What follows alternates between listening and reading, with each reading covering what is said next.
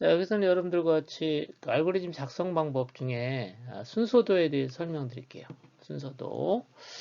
자, 앞서도 설명을 했기 때문에 약간 중복되는 내용이 있을 수밖에 없겠네요. 자, 얘를 뭐라 하냐면 플로우 차트. 차트라고 하는 말이 딱 나왔잖아요. 그렇죠? 얘가 시각적으로 알고리즘을 보여준다. 그런 특징이 있다라고 하는 것을 용어에서 알 수 있을 것 같아요. 자, 그래서 순서도, 플로우 차트, 흐름도 다 같은 말이에요. 얘들은 다 같은 말. 그렇죠? 그래서 알고리즘의 작업 순서, 순서가 중요하다 그랬잖아요. 단계별 순서. 단계별 순서가 중요한데 이 순서를 그림으로 표현한다는 거죠. 그러니까 그래피컬하게 표현한다는 거예요. 그래피컬하게 표현한다는 거죠. 자, 그러다 보니까 그림을 그릴 때도 아무렇게나 그리면 안 되잖아요. 그래서 표준화된 도형을 우리가 정합니다. 도형들에다가 의미를 주는 거예요. 그래서 기하학적인 기호를 사용해서 순서도를 작성합니다. 자, 그래서 첫 번째 처리를 해야 된다라고 하는 것은 이렇게 사각형으로 처리를 해요. 처리한다는 건 뭐죠? 뭐 이런 거예요. 합을 구한다. 그러면 토탈 합은 여기 있는 것처럼 n1에 있는 값하고 n2하고 n3 세 개의 값을 합쳐야 돼. 합쳐도 좀 토탈이라는 곳에 저장해야 돼. 그러면 이렇게 얘는 처리해야 된다라고 하는 걸 이렇게 네모 박스로 표현하는 거죠. 표현하는 거예요. 자, 그 다음에 일례 들어서 판단이라고 하는 건 뭐죠? 어떤 x라는 값이 있는데 이 x가 자 2로 나누었어요. 2로 나누는 거야. 그 다음에 나머지가 0이냐. 자, 2로 나눠서 나머지가 0이라는 건 뭐죠? 얘는 짝수라는 거죠.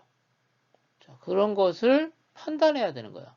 자, 그게 x의 값에 따라서 달라질 수 있겠죠. x가 만약에 5였으면 어떻게 되겠어? x가 5였으면 어때요? 여기로 와가지고 판단할 때 어떻게 판단하는 거예요? 자, 짝수로 판단하겠어요? 홀수로 판단하겠어요? 자, 얘는 홀수로 판단할 거예요. 그래서 이 값이 이 판단에 따라서 어떻게 되는 거죠? 예 또는 아니오가 결정되겠죠.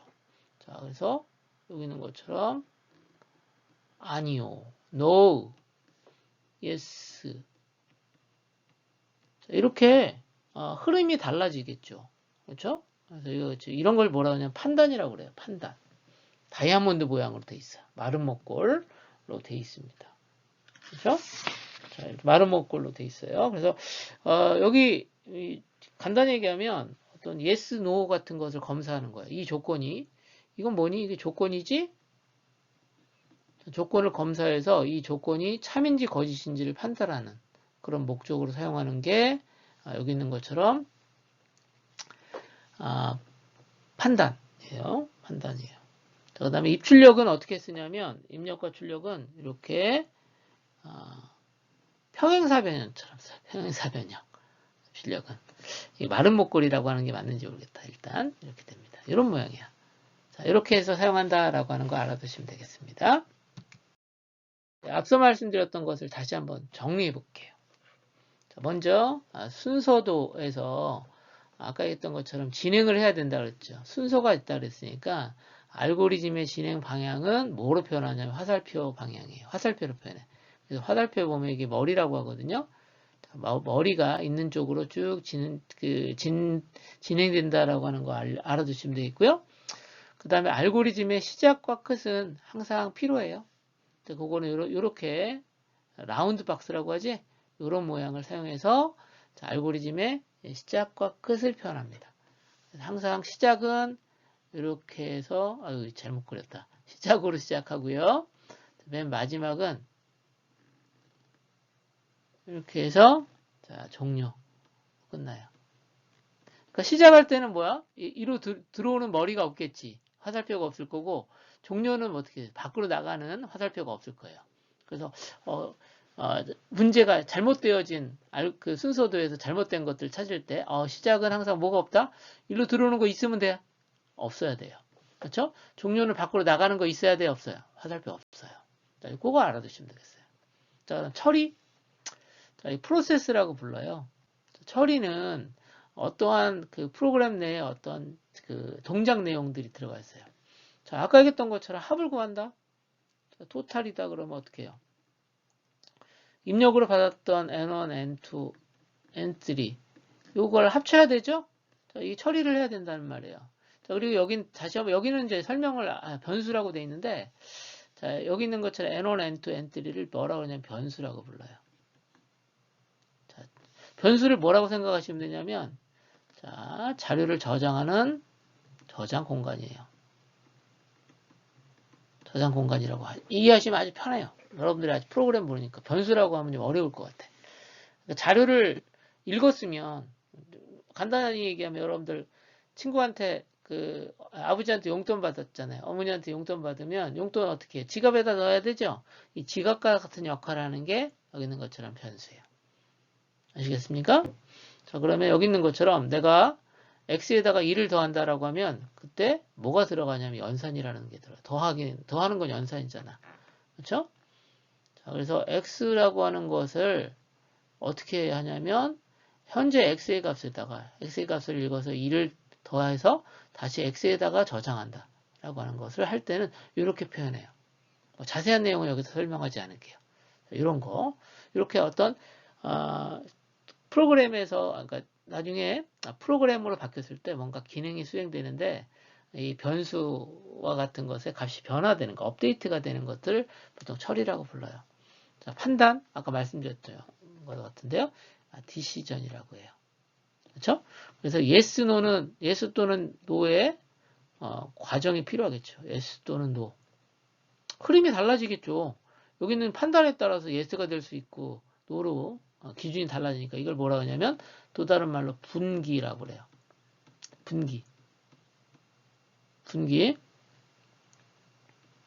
분기라고 합니다. 나눠진다는 거예요. 브랜치라고 하는데 분기라고 합니다. 세부적인 건 설명하지 않을게요. 그래서 여기 있는 것처럼 yes 또는 no 이렇게 화살표가 있을 수 있습니다. 판단에 따라서 두 개가 있는 거죠. yes 또는 no니까. 그 다음에 입력 또는 출력을 표현을 해야 되거든요. 그래서 그때 여기 있는 것처럼 이렇게 마른 목골 맞나요? 이렇게 평행사 변형 이렇게 표현합니다. 입력도 이렇게 이런 모양 쓰고요. 출력도 이런 모양 써요. 같은 모양을 써요. 자, 그래서 얘 입력은 어떤 거니? 뭔가 자료를 받아서 처리를 해야 되잖아. 그렇지? 사용자로부터 어떤 값을 받는다라고 하는 입력이에요. 그걸 받아. 전달받는 거지. 그럼 입력이고 입력받은 것은 아까 얘기했던 것처럼 저장해 놔야 되거든요. 저장해 놓지 않으면 처리가 안 되니까. 그래서 처리하는 여기 있는 것처럼 자료 저장소를 우리는 뭐라고 하냐면 변수라고 한다. 라고 하는 거예요. 여러분들 이제 새로운 개념들 하나 나왔네. 변수라고 하는 거. 자, 변수. variable이라고 해요. 여러분들 나중에라도 이거는 알고 있으실 필요가 있는 것 같아요. 이렇게 해서 순서대 작성에 대한 기본적인 개념을 설명을 좀 드렸어요. 자, 이렇게 순서도는 이렇게 그래피컬하게 표현이 됩니다. 자, 그래피컬하게 표현돼요. 자, 여기 있는 것처럼 항상 뭘로 시작한다 그랬어? 공통적인 거 한번 볼까? 여기 있는 거 시작으로 시작하죠. 자, 시작으로 하고 그다음 끝은 어떻게 되니? 끝 이렇게 돼 있어요. 자, 그리고 여기 보니까 어떠니? 화살표가 있다고 하는데 화살표가 없네? 화살표가 없는 경우도 있어요. 화살표가 없으면 어떤 의미냐면 위에서부터 아래로 처리가 된다라고 하는 거죠. 그러니까 이게 뭐야? 이 처리에서 시작으로 갈 수는 없어요. 그러니까 사실은 여기는 뭐가 빠진 거냐면 이런 화살표가 빠진 거야. 여기도 뭐가 빠졌니? 이렇게 화살표가 빠졌다라고 이해를 하셔도 돼요. 자, 그 다음에 여기 조건 체크하는 부분이 여기 삼각기 마름모로 돼 있고요. 얘는 이 조건에 따라서 예 또는 아니요 이렇게 화살표가 두 개로 나눠지죠. 자, 이걸 이렇게 분기가 된다 그래요. 자, 그리고 실제적으로 어떤 그 입력받은 걸 가지고 뭔가 처리를 한다 그러면 처리를 하는 부분들이 이렇게 네모 박스로 돼 있다라고 하는 거 알아두시면 되겠어요. 자, 모양이 이렇게 다른 거예요. 그 다음에 여기 있는 것처럼 여기는 어떠니? 조건에 따라서 조건이 거짓이면 앞으로 이렇게 다시 처리를 하는 거야. 이게 뭐야? 반복이네. 자, 이런 식으로 해서 반복 같은 것을 만들어낼 수도 있어요. 반복 같은 거 만들어낼 수 있고요. 자, 여기 있는 것처럼 조건에 따라서 분기되어지는 것이 처리가 하나, 두 개 달라지는 거고요. 자, 그런데 여기 처리하고 요 처리가 끝나면 무조건 여기로 오네요. 그렇죠? 처리 2하고 처리 3 다음에는 자, 끝내는 거예요. 처리 2가 하거나 처리 3가 하거나 처리 2하고 처리 3이 동시에 할 수는 없어요. 동시에는 안 돼. 처리 2하고 처리 3은 동시에 할 수는 없다. 라고 하는 것도 여기 사실은 여러분들 이 그림 보고 플로우 차트 보고 알 수 있어야 돼요.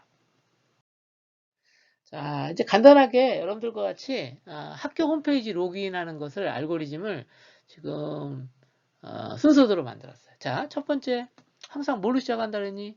자, 시작 요거야. 자, 시작과 끝은 항상 이렇게 있어야 되고요. 시작은 항상 들어오는 거 있어 없어요? 예, 들어오는 거 없다. 자, 종료는 어떤 거 나가는 거 없어. 그거 확인하시고요. 자, 타원 알고리즘의 시작과 끝을 나타낸다라고 하는 거고요. 자, 여러분들이 로그인하려면 맨 처음에 해야 될 게 뭐야? 여기 있는 거죠. 홈페이지에 접속한다라고 하는 게 첫 번째 해야 될 일이야. 자, 두 번째 뭐니? 자, 아이디하고 패스워드를 입력한다라고 하는 게 두 번째 하는 일이지. 자, 그 과정을 보면 1번, 2번이야. 자, 근데 1번, 1번 순서 안 써도 알 수 있는 게 뭐야? 화살표 방향 보면 알 수 있잖아. 자, 그 다음에 뭐야? 아이디하고 패스워드를 얘가 뭐예요? 검사해야 되잖아. 검사. 그렇지? 자, 검사에 따라서 판단하는 거야. 판단은 나오고 있는 것처럼 다이아몬드 모양. 자, 그 다음에 처리해야 될 것은 사각형으로 하고요. 자, 아이디하고 패스워드가 맞으면 어떤 거야? 끝나는 거지. 로그인 했잖아. 로그인 완료. 로그인 완료된 건데, 만약에 틀렸으면 어떻게 해요? 어떤 하나라도 틀렸으면 다시 어떻게 해야 되는 거예요? 입력을 해야 돼요. 다시 입력. 그렇죠? 이렇게 해서 시각적으로 표현을 하는 방법이 바로 뭐냐면, 자, 무슨 방법? 순서도 방법이에요. 여러분들과 같이 순서도를 사용해서 알고리즘 작성하는 거 같이 한번 살펴봤어요.